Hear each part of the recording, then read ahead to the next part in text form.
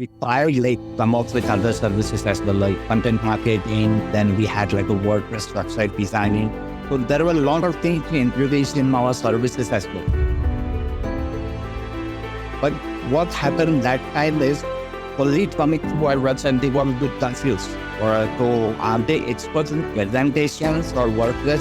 So these were different services. So each of the services used to generate lead. That is the main reason we moved all those services and we focus on presenting leads. This podcast is brought to you by Penji. Penji is a creative subscription service that gives you access to pre-vetted, agency-trained creatives from all over the world. From graphic design to illustrations to social media management and web development, it's all included for one monthly price. It's time to say goodbye to the hassle of searching for top-notch creative talent.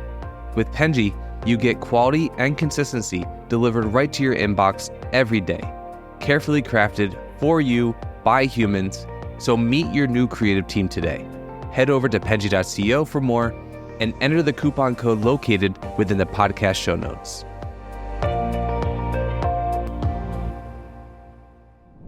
Hello, everyone, and welcome to the Fully Managed by Penji podcast, the podcast where we discuss marketing and business tips to help assist you on your business journey. I'm your host, Shannon, Penji's partnership coordinator, and I'm joined here today with a very special guest, Jiten Serve, co-founder of SlidesIQ. Thank you so much for watching today, and I hope you enjoy the episode. All right. Thank you so much for coming on with me today. Could you please tell us a little bit about you and your work? Yes. I am Jiten Surve. I'm a co-founder at SlidesIQ. We are a presentation design agency, and I look into sales and digital marketing of our company. And we have started this company 8 years back. The main reason to start this company was there were not many presentation design companies which would support companies, B2B companies, where they can get proper visual and creative presentation. And then we form a company, and we are a team of 8 designers and 4 salesperson, and all of them were working previously with Cisco. They were working on the presentation design for sales and marketing department. So we come up with an idea and we on with this company, and it's been 8 years, and we are delivering very best presentation for our clients. We work with Cisco, then Metro, then we also help startups with their investment mistakes. Awesome. So how have you been able to grow your agency from the start? So are you able to attribute anything to its growth or anything like that? The main reason when we started, there was no competition that time. And now organically, we ranked our website, as I'm SEO, I have an SEO background. So I was working with, as an intern with Deep Patel. So he is a SEO expert. And I was working with them for remotely for their client projects as well. So it was very easy for us to rank presentation design agency or presentation design company on the top 10 position worldwide. So our strategy helped us to get a lot of clients because we were on the top 5 position. So that was the basically main strategy. And after that, there was a lot of competition in our business. So we come up with the AdWords campaign. So mostly we targeted companies which were based in US and Europe. So we can generate more revenue for it. Then that process also, because of a lot of competition as well. So we come up with the strategy. We started using Sales Navigator. And there were other strategies we used to have our team who can connect with the proper decision makers from companies. So this strategies were focusing to find out the main people from the companies who look into outsourcing presentation. So that was the main thing. We generated a lot of clients, and currently as well, that is working for us. So we have 3 channels for our lead generation. For organic, then Google Ads, then LinkedIn. So LinkedIn mostly primary one. So as per the market, we have to change our sales strategy. So what was working 5 years before it is not working right now. But like shifting our strategies is this, like we get a lot of conversion for our projects, and mostly we don't work on one-time projects. So what happens like when we focus on one-time project, then what happens like the companies who have paid us for the subscription basis, so that resources is engaged with one-time project. So we targeted those companies who are looking for presentation, continuous presentation work on the monthly basis. Okay, that makes a lot of sense. We also are a subscription, so base service, so that we have a similar structure to ours as well. So do you think, so because you specifically focus on presentations, do you think that having a niche is really helpful to gaining clients as you do something very specific? Yes, niche is specific, like what happened, like we tried like some of the other services as well, like content marketing, then content writing, then we had like a WordPress website designing. So there were a lot of things to introduce in our services as well. But what happened that time is the leads which were coming to our website, they were a bit confused. So are they expert in presentations or WordPress? So these were different services. So each of the services used to generate leads, but our primary business, like our expertise were in presentation designing and this did. So that is the main reason we removed all those services and we focus on presentation itself. And most of the companies are looking for presentation design, and they want some agency who are specifically focused on presentations. So that's really good. So that makes a lot of sense, because I know that a lot of agencies struggle to find their niche, and that is at their downfall, kind of, because they're doing too many things at once.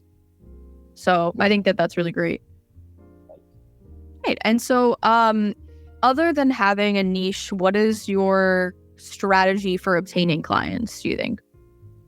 Often clients is we have to maintain a good business relationship.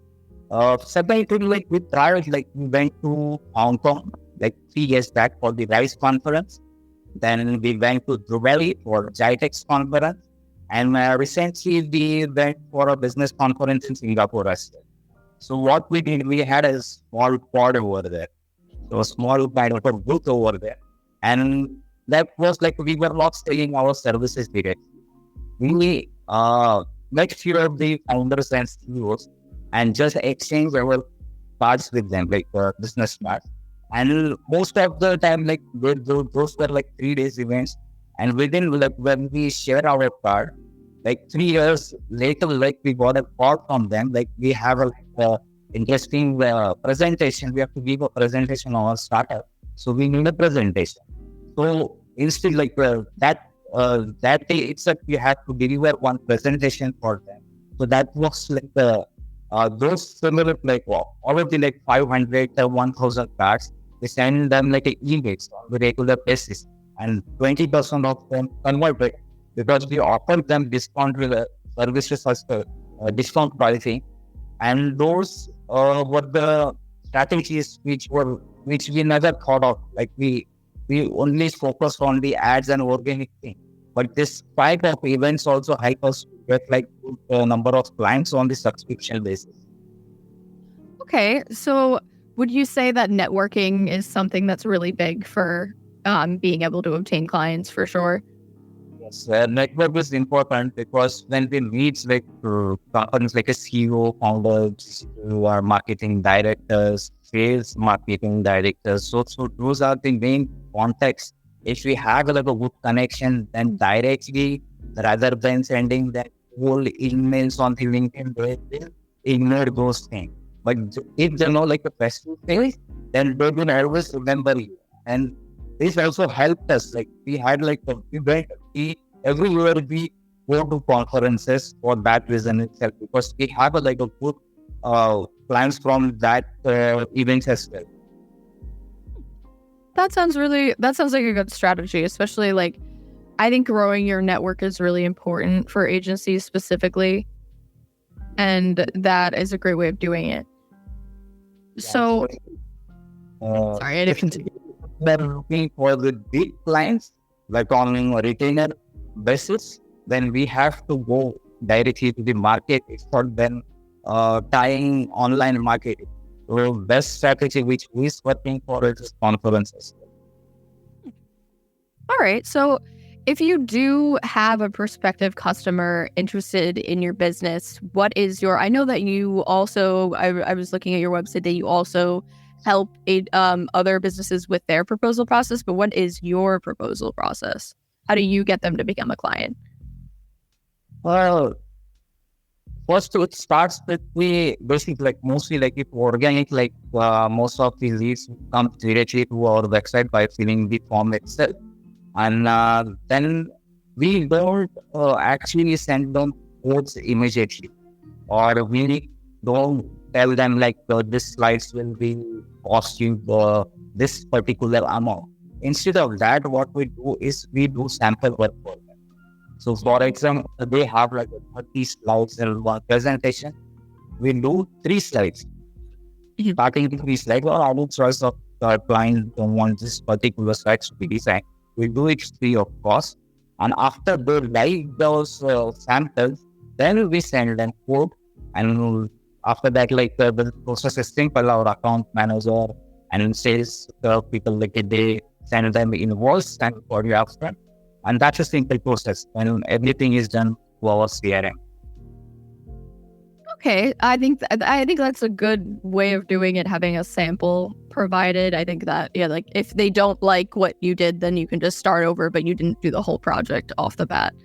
That makes a lot of sense. So what do you think people shouldn't add for their proposal or their draft for some kind of work?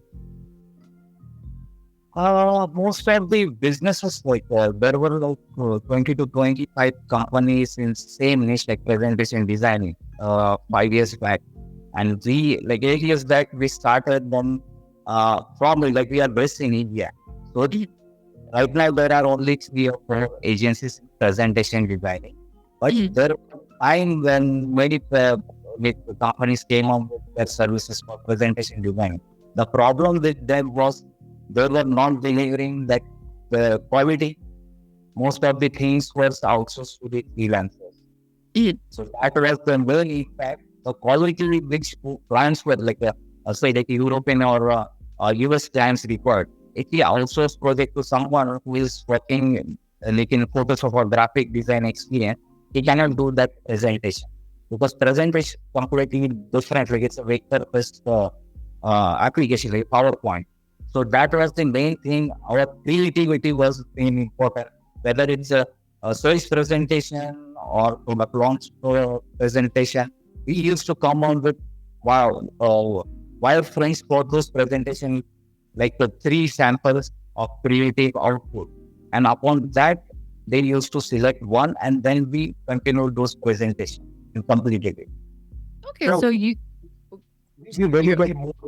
dedicate more time to each project instead of like there are few companies who will accept the project and take up front, and then after that they design presentation of what will be a lot of rework as well. And if the client is not satisfied, he won't recommend to any other company. So we have like 2 or 3 examples. Like there was one company, the CEO of that company was working with X company, then he went to Y company, and then he went to Z company. But still, he's not doing it. So what happened when we maintain a quality of relation, he will also refer his companies again. That makes a lot of, like, that's good. That means that you're a peg above the rest in the competition. That I feel like that is a testament to the dedication that you put into creating drafts, because you did say that what you do 3 different types and they pick like where they want to go from there. I think that's great, because I know like a lot of people are very particular in how they want things. So it's nice that you're not dedicating too much time to going all the way and doing a type of thing.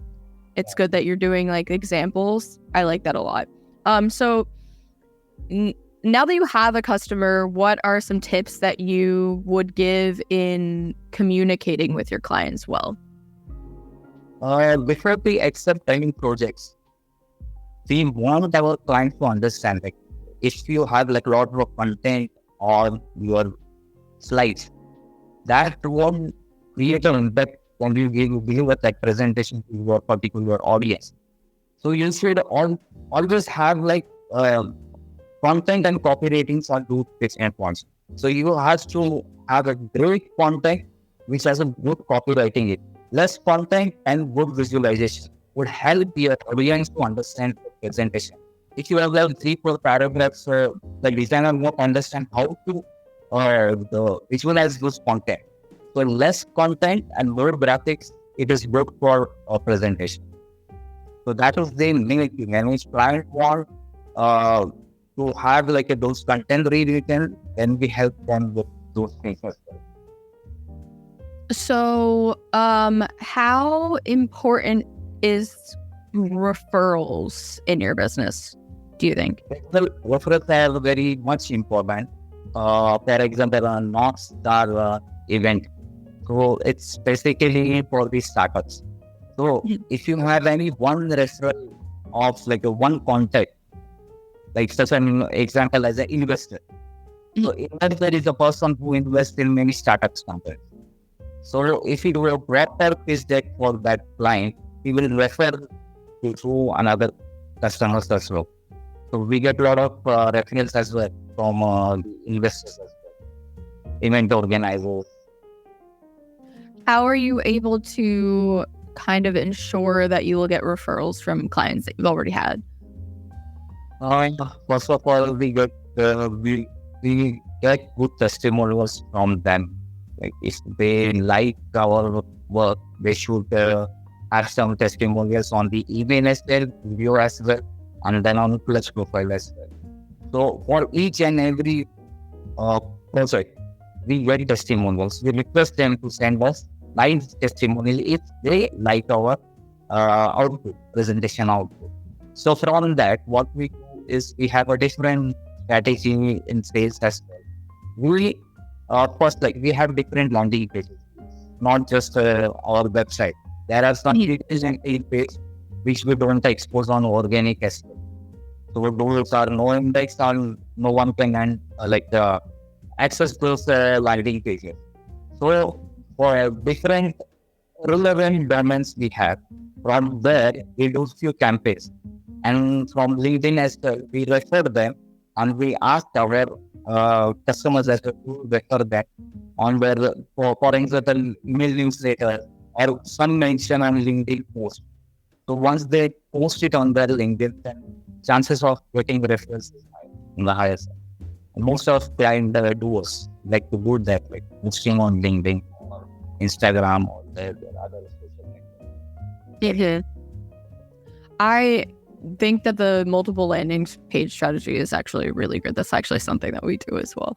I think that's a great strategy. I like personalizing things for people. I think that that's like a great strategy for making sure that people feel catered to, especially like if they're different markets or different niche businesses that you're working with.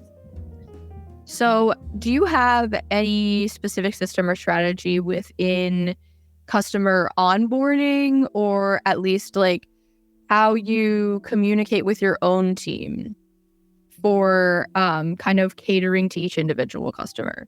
We are using our CRM for our systematic planning.